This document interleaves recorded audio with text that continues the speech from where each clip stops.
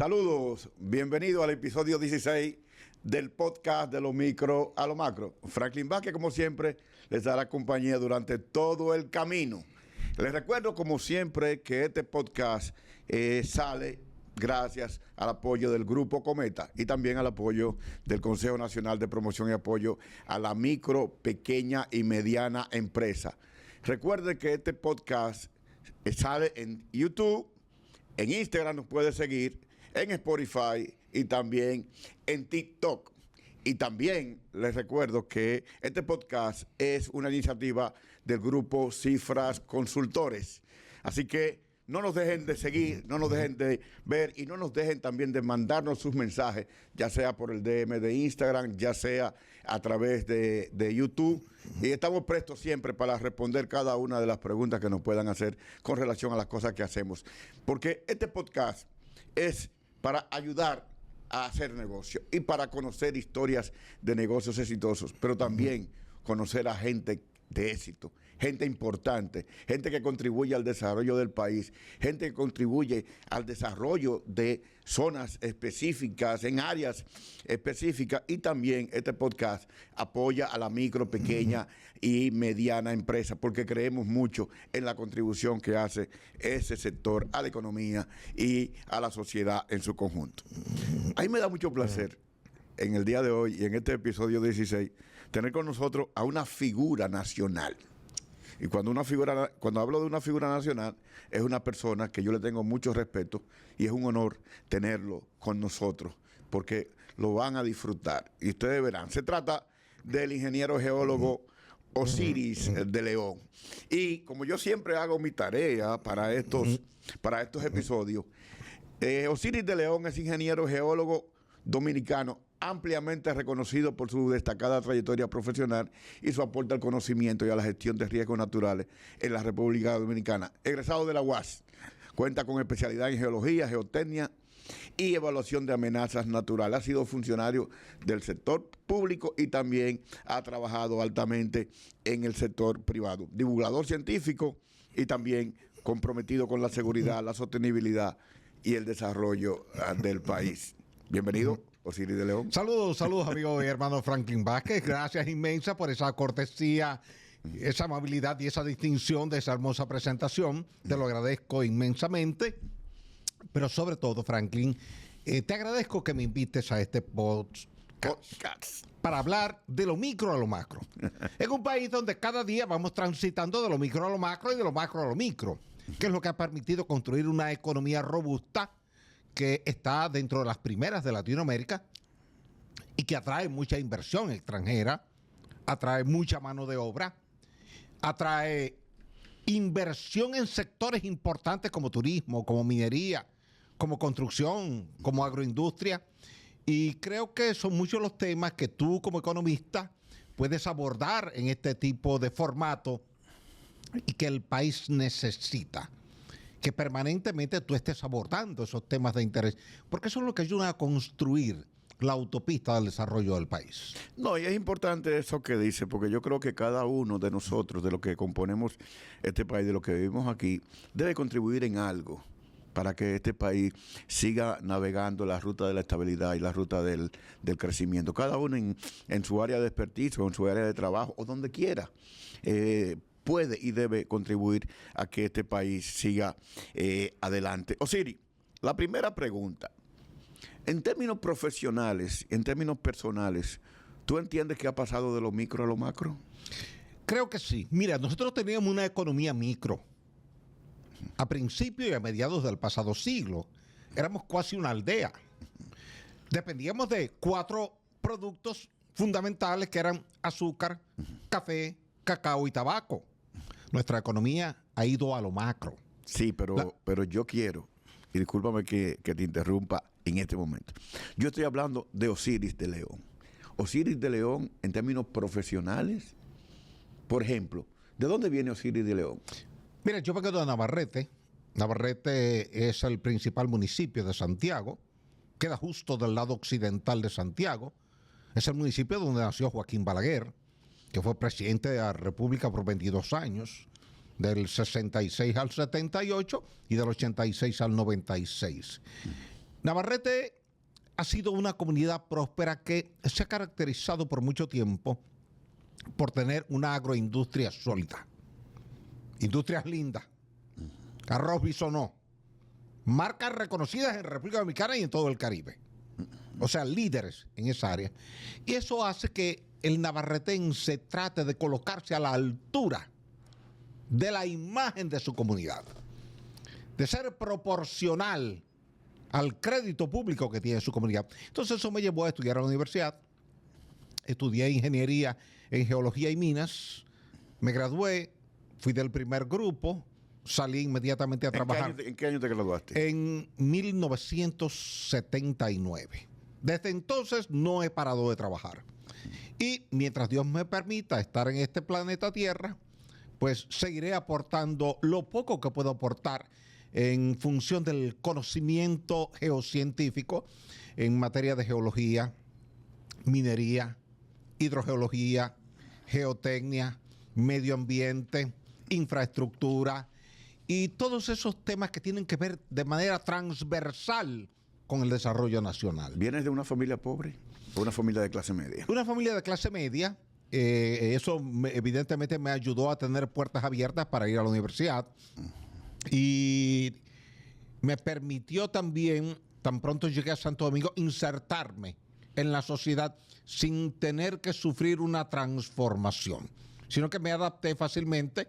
A veces no es tan sencillo tú adaptarte del estilo de vida de una comunidad distante. Navarrete está a 176 kilómetros de Santo Domingo. Y tú llegar aquí y adaptarte a un medio donde tú no has vivido puede implicar un tiempo importante. Pero si ya tú vienes con una idea de lo que es el tránsito, de lo micro a lo macro, sí, de la comunidad pequeña al Gran Santo Domingo, eso te ayuda a adaptarte rápido. ¿Por qué la geología? ¿Por qué ingeniero geólogo? La geología fue un accidente. ¿Un accidente? Sí, definitivamente. No de tránsito. No, fue un accidente. Yo aspiraba a estudiar medicina, me examiné en la Fundación de Crédito Educativo, aprobé inmediatamente el examen, pero me llamaron y me dijeron que la carrera que yo estaba solicitando no era financiable. ¿Y por qué? Dice, no, nosotros no financiamos medicina. Bueno, pues entonces me voy a ir para ingeniería civil. Muy larga. Me dice, tampoco financiamos ingeniería civil. Mire, para hacerle la historia corta y que usted no siga citando carreras que no financiamos, hay 4 que están vetadas aquí hoy día, que son medicina, ingeniería civil, arquitectura y derecho. ¿Y por qué? Dice, entendemos que hay muchos profesionales en esa disciplina y estamos dando prioridad en el uso del recurso financiero a carreras nuevas. Entonces fue ahí cuando apareció, poco tiempo después, geología. Me fui por ahí y me dijeron, esta sí la financiamos con toda puerta abierta. Y nos ayudó porque el país recibió un equipo de ingenieros, geólogos y de minas que de inmediato se insertaron en programas de desarrollo y el país ha estado viendo los frutos en carreteras, en puentes, en presas, en torres habitacionales, en escuelas, en hospitales, en políticas ambientales, en recuperación de daños ambientales, en ríos, en canteras. Todo eso ha sido parte de un soporte académico que le ha aportado a la sociedad dominicana un equipo que se formó en la universidad para esos fines. ¿Tu primer trabajo?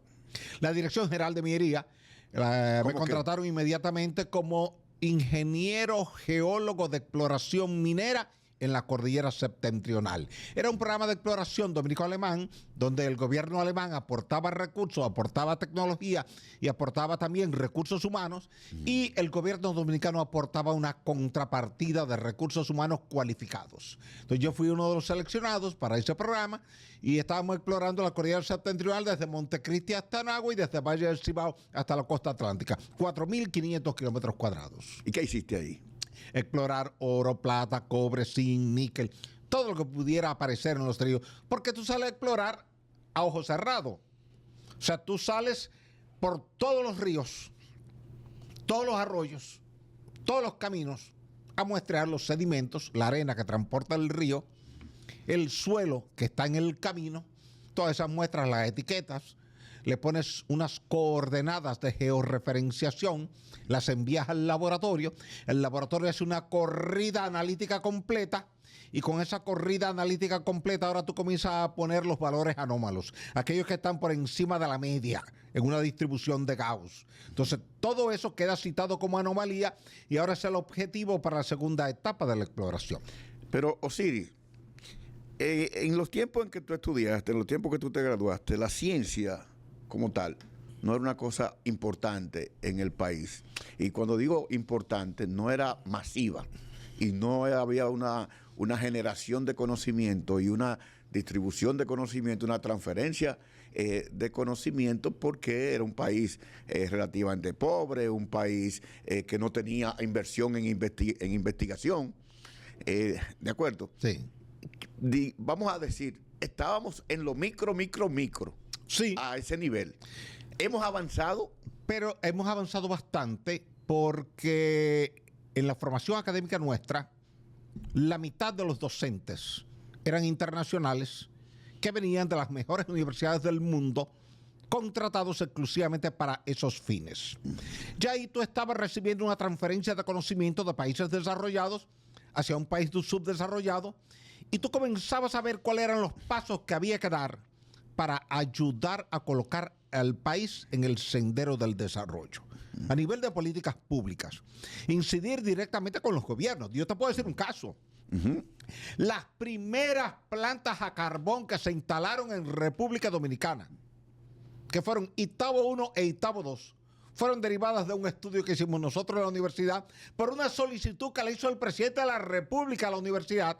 La universidad lo envió al Departamento de Geología y Minas, y el departamento me pasa esa tarea a mí y comenzamos a evaluar los depósitos de carbón de Sánchez en Samaná.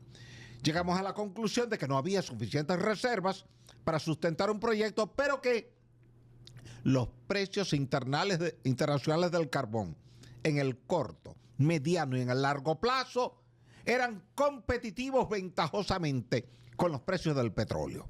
Que en el mediano plazo el petróleo iba a subir de precio, pero el carbón se iba a mantener estable. Y que en consecuencia era rentable para el Estado Dominicano invertir en plantas a carbón. Y se tomó la decisión en lo que era la antigua CDE, Corporación Dominicana de Electricidad. Se hicieron contactos con el BID y el BID financió parte de ese proyecto.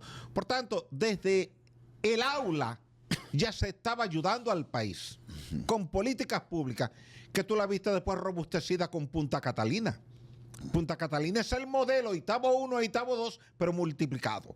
En vez de 125 megavatios de potencia instalada como Itabo 1 e Itabo 2, Punta Catalina tiene Catalina 1 y Catalina 2, cada una de 360 megavatios. 720, que es la energía más barata que produce hoy el país, y por tal virtud esa planta le está dejando beneficios netos anuales al Estado Dominicano. Quiere decir que ahí hay una conexión entre lo que era lo académico en la universidad y lo que ha sido lo práctico a nivel operativo, con un tema tan sensible como es la energía, pero con otro tema sensible que es la economía. Cuando el Estado tiene una planta que le produce prácticamente el 30% de toda la energía que consume el país y la produce a bajo costo, por debajo del precio medio del mercado spot, eso quiere decir que el país está ganando, y en la medida en que el Estado invierta recursos económicos en las universidades, esos muchachos que están en las universidades, muchos de ellos son talentosos, son creativos y te plantean alternativas que a veces no se plantean en el día a día de las instituciones públicas, porque las instituciones están agobiadas de problemas. El estudiante está más relajado mentalmente, tiene más impetuosidad, quiere salir adelante, y eso le hace ser creativo. Contigo, Osiris, se puede hablar de muchos temas y se puede hablar a profundidad de cada uno de ellos. Entonces yo voy a aprovechar eso para colocarte un tema del cual tú eres experto también, pero analizarlo a profundidad. El precio, la onza Troy de oro actualmente sobrepasó los $5,000. Estamos hablando de la minería Y estamos hablando de que República Dominicana actualmente es uno de los mayores exportadores de oro. Sin embargo, República Dominicana y la primera mina de oro de Pueblo Viejo, Cotuí, la cerraron porque la quebraron. Entonces tú fuiste parte de ese fenómeno y en ese momento estábamos hablando de lo micro en términos de oro. ¿Cuál es la historia de la minería en República Dominicana? Y si nosotros, con la posibilidad, y más que la posibilidad, con el otorgamiento de la licencia para la Barrigol para explotar esa zona de oro, hemos pasado realmente de lo muy micro a lo muy macro. Entonces, cuéntame esa historia. Mira, es breve la historia. Esa historia comienza en el año 1969, cuando un inversionista extranjero interesado en la minería viene y le pide al Estado una concesión para explorar oro en Pueblo Viejo de Cotuí. Dentro de esos programas de exploración se monta un día un helicóptero y el helicóptero se cae en la zona de Constanza y muere. La viuda, buscando los papeles, encuentra esa concesión, viene aquí al país y dice: ¿de qué forma yo puedo ayudar con esto? Entonces le dicen: bueno, mira, esto es cuestión de buscar algún inversionista que se anime a participar. Y ahí aparece Rosario Resources, que ya tenía... Era una empresa, por eso le llamaban la mina de las Rosario. De las Rosario. Rosario Resources. Es que compra ese derecho. Rosario Resources ya estaba en Centroamérica, en Honduras, la mina del Mochito, desarrollando actividades. Explora, pero explora sin mayores perspectivas. Explora por explorar, por llenar un espacio, un contenido y satisfacer una inquietud. Y se encuentra que los estudios base que se habían hecho desde la era de Trujillo, que Trujillo había explorado esa zona con Renato Sopis de Sena, un geólogo italiano que vino aquí y hizo muchísimos trabajos, que todo se había concentrado en los sulfuros frescos, y que había reservas inmensas, pero no había tecnología para extraer. Pero explica, porque siempre los que oyen y los que ven este podcast necesitan explicaciones y entender. ¿Qué son los sulfuros? El sulfuro es una mezcla de azufre con un metal cualquiera. Okay. Cuando el azufre se mezcla con el hierro, forma un sulfuro de hierro que se llama pirita, FeS2, que la gente le llama oro de tontos. Oro de tontos. Ese es el que más abunda ahí, en Pueblo Viejo. Pero también cuando el hierro está ahí presente como óxido, que también hay, de forma limonita, hematita, magnetita. Pero cuando el azufre se asocia con el zinc, ZNS, te da esfalerita, que es el segundo sulfuro más abundante ahí. Entonces te estoy dando los componentes que tú tienes y tú dices: ¿y dónde está el oro ahí? Atrapado en la molécula, escondido, oculto dentro de esos sulfuros. Entonces tú tienes que romper el sulfuro de forma metalúrgica para liberar el oro que está atrapado. Impresionante. Impresionante. Por eso la tecnología es compleja y es costosa. Y por eso es bueno explicarlo, para que la gente entienda de dónde viene el oro. Claro, tú vas a la mina y tú no encuentras el oro arriba, ni yo, ni nadie. Y te puedes llevar 10 toneladas y no lo ves. Hay que llevarlo a un proceso de cianuración para entonces tú poder ver en la refinería el oro cuando es vertido. Entonces, retomemos la historia. Ok, entonces, todo lo que se había hecho estaba orientado a los sulfuros con Renato Sopis. Había mucho sulfuro con mucho oro, pero no había tecnología en ese momento. Y ya casi a punto de marcharse Rosario Resort, viendo que realmente lo que hay es mucho sulfuro, un geólogo del equipo, Moore, se le ocurre ensayar en el laboratorio la tierra roja que está arriba, el suelo laterítico, el suelo residual, al que nadie nunca le prestó atención, que era como el desecho que está arriba, que va a estar alguien bregando con tierra. La gente está buscando minerales que tengan forma de mineral, color de mineral, cristales de minerales. ¿Qué es lo que vamos a bregar con tierra? Y de manera curiosa, la bendita tierra que estaba arriba tenía una concentración entre 2, 4 y 5 gramos de oro por tonelada. ¿Cómo? Pero entonces eso puede ser explotable. Vamos a hacer un estudio de factibilidad. Y se hace un estudio de factibilidad y se contabiliza el volumen que está arriba. Y se bueno, mire, esa materia que está ahí arriba da para 10 años. Ah, pues vamos a montar una planta.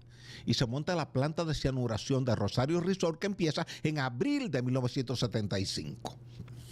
Rosario Resort hizo algo inteligente. El dinero que obtengamos por esta producción de oro y plata, porque hay plata también, hay una relación de 4-1 entre oro y plata. Por cada onza de oro hay 4 de plata. Entonces vamos a utilizarlo para explorar. El precio del oro cuando Rosario Resort empezó a explotar ahí en Pueblo Viejo, Cotuí, era $150 la onza. Pero cuando se había otorgado la concesión era $50 la onza Troy. Y tú estás hablando hoy día de $5,500 la onza Troy. Mira cuánto ha crecido dentro del periodo de vida de nosotros. No son 4, 5, 6 generaciones. En una misma generación el precio ha subido de $50 a por encima de $5,000. Y el país evidentemente ha aprovechado esa ventana. Tiene que seguir explorando oro en otras partes del país. La producción que tenemos no es la óptima. Apenas estamos produciendo el 60% de lo que pudiéramos producir. Sí, pero no quiero cortar la historia o pasar la historia tan rápido. Porque hubo un momento que cerraron la mina de oro. Eso fue en 1990. Yo fui el que pedí públicamente el cierre. Y conté con el respaldo de Ramón Alburquerque. Sí, pero antes de eso, ¿qué pasó? ¿Qué pasó? ¿Qué pasó Sencillo. antes de eso?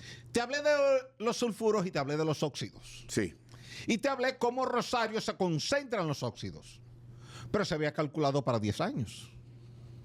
Al transcurrir ese tiempo, ya nos habíamos comido los óxidos. Entonces, no había todavía una tecnología en el mercado para explotar los sulfuros. Ya el Estado Dominicano había adquirido los derechos. El Estado se concentraba en la operación, pero no en la inversión en tecnología. Me gusta esa parte. El Estado le compró los derechos. Los derechos. Cuando el precio del oro sube. ¿Los derechos de qué época eso del Estado Dominicano? Sí, pero tú habías otorgado una concesión. Por tanto, tú cediste tu derecho. La concesión minera, en función de la ley minera 146/71, es una figura jurídica mediante la cual el Estado Dominicano le cede su derecho al concesionario, persona o empresa, nacional o internacional, por un determinado periodo de tiempo, que es 75 años, revisable cada 25 años. Por tanto, si te dan una explotación mañana de piedra caliza, de arcillas industriales, de oro, de plata, de cobre, te vale por 75 años, pero hay que revisarla cada 25, de acuerdo a la ley. Entonces el Estado te está transfiriendo su derecho del subsuelo, pero condicionado a que una parte de los beneficios que tú obtienes sean transferidos al Estado Dominicano. En términos de impuestos. En términos de impuestos. O sea, tú tienes que garantizarle al Estado mínimo un 40% de lo que tú te estás ganando en esa operación. Entonces, volvamos al punto. El Estado Dominicano compra en el gobierno de Antonio Guzmán, el precio del oro sube a $800 la onza y los asesores de Antonio Guzmán le sugieren comprarle a Rosario Resort. Ya se le estaba agotando el mineral oxidado en la concesión Pueblo Viejo 1 y Rosario estaba pidiendo la concesión Pueblo Viejo 2. Y entonces ahí fue que los asesores dijeron a don Antonio, mire, no otorgue la concesión Pueblo Viejo 2. Como ellos ya no van a tener mineral, van a tener que o vendernos sus derechos o irse. Y efectivamente, así fue y así funcionó. La empresa evaluó, vio que no le iban a dar la concesión de Pueblo Viejo 2, entonces negoció con el gobierno y el gobierno pagó ahí unos creo, $70 millones. En ese momento era mucho. Lo pagó el Banco Central.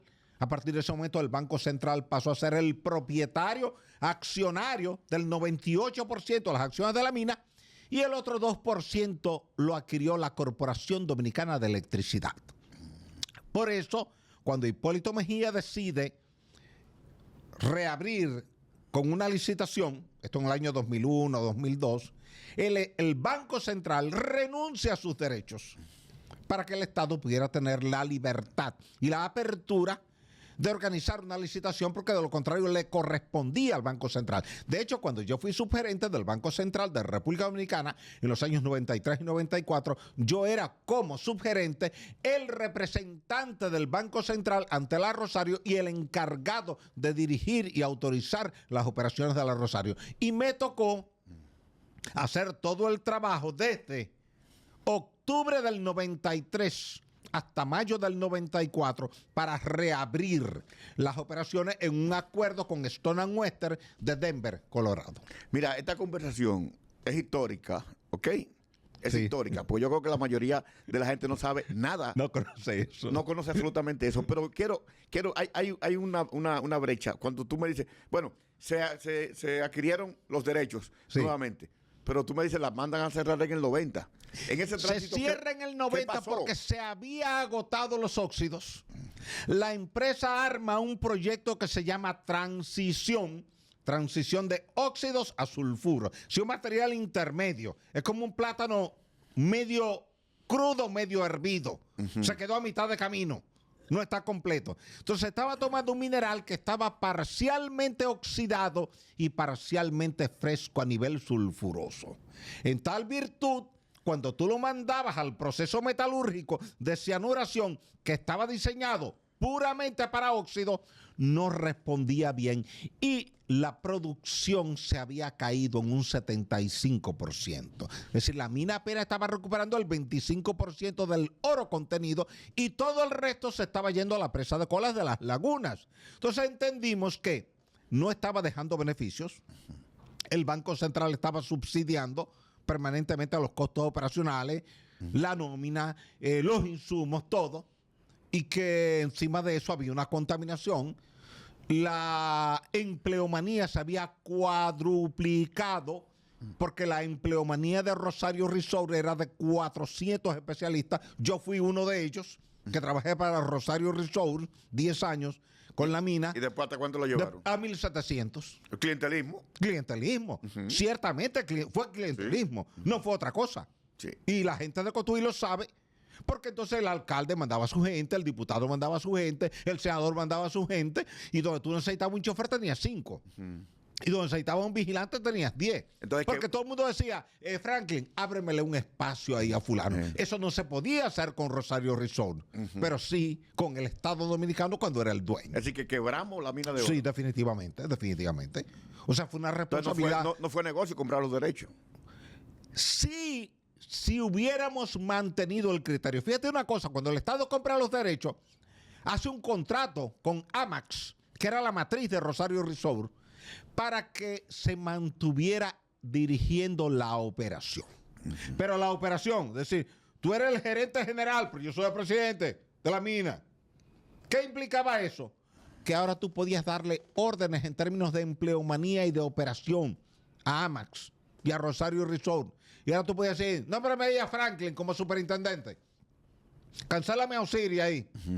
Y entonces ya, como Amax no era más que un concesionario de operación y no de la concesión, tenía que acatar las directrices que llegaban de la presidencia de Rosario Resort, que estaba aquí en la 27 de febrero. Entonces, en tal virtud, se fueron tomando decisiones de orden político que no estaban vinculadas con el orden operativo minero. Y eso fue llevando a la empresa al descalabro. Y es una bonita historia de lo que no debe hacer el Estado. Es decir, son de los errores que cometió el Estado y que dentro de ese ejercicio de populismo y clientelismo lleva a una empresa de oro a la quiebra. Sí, porque... De oro a la quiebra. Porque eso es histórico también. Pero vamos a seguir en la historia. Entonces, cierra en el 90. Sí. De ahí a que vuelve y abre, ¿qué pasó? No, en ese interín, cuando el gobierno de Balaguer decide reabrir, se asignan unos fondos del Banco ¿En qué año, Central. pues? 92. Se asignan unos fondos, se asignan unos 300 millones de dólares, pero no lograron terminar. Porque la empresa en ese momento no entendió cuáles eran las prioridades. Había 2 líneas de molienda, línea 1 y línea 2. Y la empresa lo que hace con ese dinero es que contrata una nueva línea de molienda con Brenda de Canadá. ¿Qué es línea de molienda? Un molino grande, un molino semiautógeno que tiene bolas dentro, gira, entonces tú echas el mineral ahí y en la medida que el molino da vuelta y las piedras de acero, las bolas de acero, perdón, caen, desbaratan el mineral y lo llevan al tamaño de arena. Okay.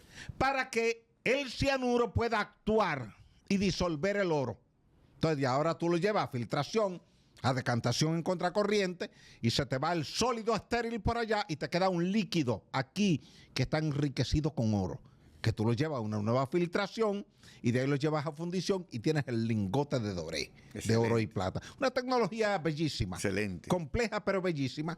Entonces, esa nueva línea de molienda estaba consumiendo todo el dinero mientras los otros dos molinos estaban parados. Entonces, cuando llega don Mario Riquitini, de gobernador del Banco Central, me llama y me pide que asuma la sugerencia administrativa del banco, yo lo hago, y pocos días después el presidente Balaguer llama a don Mario Riquitini y le dice, mire, tenemos una situación política delicada. La oposición está repitiendo cada día en los medios de comunicación que yo he sido el único presidente que he quebrado una mina de oro. Yo quiero que usted me resuelva, porque ustedes como Banco Central son los dueños de las acciones. Entonces, don Mario, hombre muy inteligente, muy formal, le dice, presidente, pero ahí tenemos en el Banco Central a Osiris de León, él es ingeniero geólogo y de mina. Y Balaguer le dice, me parece bien. Pues encárguense inmediatamente de eso. Se lleva el tema a la Junta Monetaria lo aprueba inmediatamente y entonces tan pronto me autorizan, yo me voy a Denver, a Stone & Western, me siento con ellos y le digo, miren, ustedes han estado trabajando mayormente en una nueva línea de molienda y están paradas las otras dos líneas originales de molienda. Vamos a tener un esquema distinto. Vamos a parar la línea nueva y vamos a parar el molino 2. Y vamos a concentrarnos en el molino 1. Terminamos el molino 1, ya tenemos recursos aprobados por la Junta Monetaria, tenemos 104 millones de pesos y 4.4 millones de dólares aprobados para esto. Yo quiero que ustedes se concentren en terminar el molino 1. Y eso tiene que terminar como límite abril de 1994 para empezar la operación. Y con el dinero que generemos ahí con oro y plata en el molino 1, vamos a terminar molino 2 y el molino 3, que es el nuevo. Me dijeron, genial, nos encanta esa solución porque es la mejor. Dice, nosotros lo habíamos planteado así originalmente, pero no nos prestaron atención. Qué bueno que ustedes ahora como Banco Central están asumiendo esa posición que es coincidente con algo que nosotros les habíamos planteado a Rosario Dominicana. Se trabajó en esa dirección y el 9 de mayo de 1994 el periódico Listín Diario publicó en portada: Rosario Dominicana reinicia operaciones de oro con una línea de molienda. Y empezamos a producir con esa línea y a exportar oro y plata, y todo el dinero del beneficio se invertía en el molino 2 y el molino 3, y todo resultó como se diseñó. Y funcionó perfectamente bien. Y de ahí en adelante, ¿cuál es la historia? La historia es que llegó un momento en que había que ampliar la capacidad operativa. Rosario Dominicana tenía capacidad para mover 10.000 toneladas métricas al día de origen, pero ya con el agotamiento del mineral más rico no había mucha capacidad para seguir produciendo grandes volúmenes de oro y plata. Y el Estado no quería invertir. Hay una realidad que no es un secreto, que tú la sabes. El Estado no invierte en minería. Si el sector privado no invierte, el Estado no invierte. Nunca. Y aunque tú desde dentro del Estado propicies que el Estado invierta, siempre hay alguien que dice, no, porque nosotros somos un país con limitaciones. Ese dinero hay que invertirlo en escuelas, en hospitales, en carreteras, en puentes. ¿Para qué vamos a estar arriesgándonos en la minería? Entonces, por eso que tú ves que la gente siempre te dice, bueno, pero las empresas mineras vienen y se llevan el beneficio. Es que nosotros no invertimos como país. Bueno, y también, Osiris, hay que entender que no hay espacio fiscal suficiente para tú invertir como si fuera empresa privada, cuando tú tienes tantas necesidades de la población. Cierto, pero cuando tú logras dar con una mina de oro como esa de Pueblo Viejo, que es la cuarta de mayor producción de oro de manera individual en el mundo, sí. en el mundo, ya tú tienes ahí un activo de primer nivel que te abre las puertas en los mercados internacionales. Cualquier suma de dinero que el Banco Central necesitaba en ese entonces, los bancos internacionales estaban deseosos de dárselo con el respaldo de la producción de oro y plata. Pues tú tienes un activo que te vale en cualquier mercado y más hoy día. Entonces, si el Estado Dominicano invirtiera en exploración de oro y plata y reabriera la mina de níquel, tú podrías duplicar o triplicar los recursos que estás recibiendo por ese concepto. Fíjate tú que en el año 2025, el 51.9% del volumen total de exportaciones fue de oro y plata. De oro y plata. Y en la etapa del COVID-19, que fue el drama que vivimos todos, con el país cerrado y el mundo cerrado, el único sector productivo que se mantuvo en línea fue la minería. Y los sueldos se pagaban aquí en la administración pública con lo que aportaba el oro y la plata en la etapa del COVID. No fue otro sector y luego vino la banca que se incorporó, pero primero fue el oro y la plata. Así, mientras todo el mundo estaba en receso por un decreto presidencial, la mina seguía produciendo 24 horas al día, 7 días a la semana, y ese dinero lo inyectaba a las arcas públicas como anticipo a dividendos. ¿Cómo llegamos a la Barrigold? Una licitación que hizo el gobierno de Hipólito Mejía, que comenzó en los años 2001, 2002.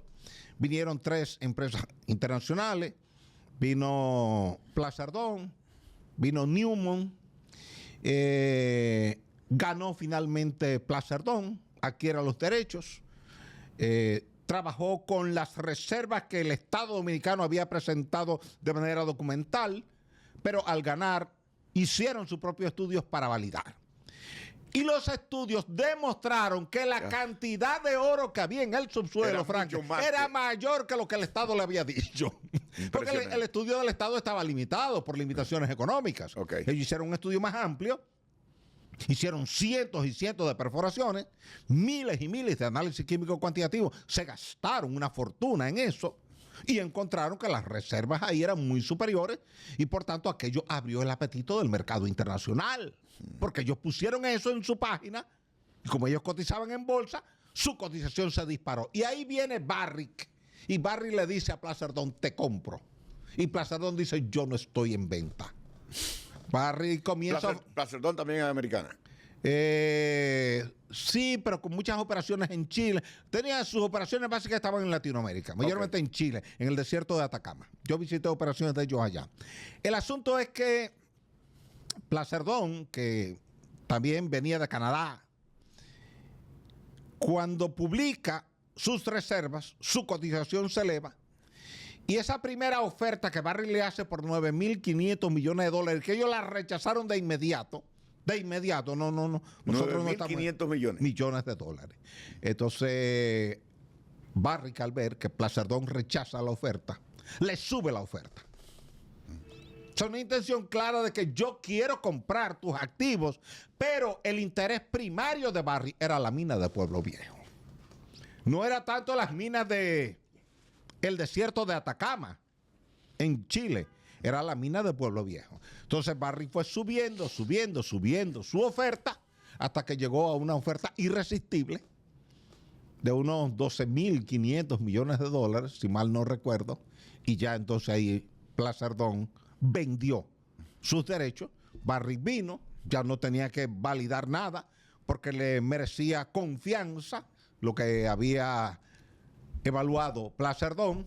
Y entonces ahí cuando se comienza a diseñar una nueva planta, ya no para 10.000 toneladas métricas al día como movía Rosario Dominicana antes, sino para mover 24.000 toneladas métricas al día y producir 1 millón de onzas Troy al año.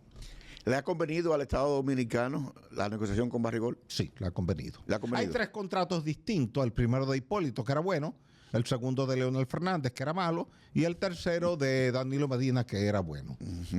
El Danilo lo que hizo fue retornar al modelo de Hipólito con un error que había cometido Barrick al quitar ciertas condiciones y condicionar todo eso a una tasa interna de retorno de 10% anual, calculada como valor presente neto descontado cada año, que eso implicaba que en los primeros 9 años el Estado no iba a recibir recursos, y fue lo que objetamos públicamente. Entonces Barry lo que había hecho era que le había dicho, mira, Estado, mira, en vez de un 25% de participación en utilidades netas, ¡pum!, que tiene el contrato de Hipólito, yo te voy a pagar un 28.75% de participación en utilidades netas. Solo que eso va a estar condicionado a mi tasa interna de retorno anual, que fue lo que objetamos.